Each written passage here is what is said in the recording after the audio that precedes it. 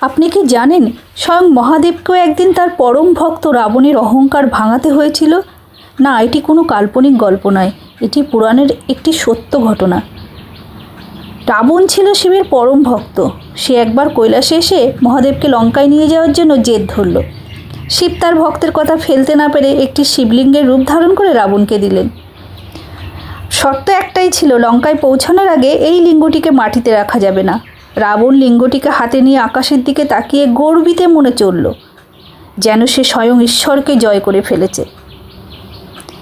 রাবণের এই অহংকার দেবতাদের চিন্তায় ফেলে দিল। গণেশ তখন এক বালকের রূপ ধরে রাবণের পথে এলেন। রাবণ ক্লান্ত হয়ে ওই বালককে লিঙ্গটি ধরতে দিল, কিন্তু লিঙ্গ ছিল এতটাই ভারী যে বালক ওই লিঙ্গটিকে ধরে রাখতে পারল না। সে মাটিতে রেখে দিল।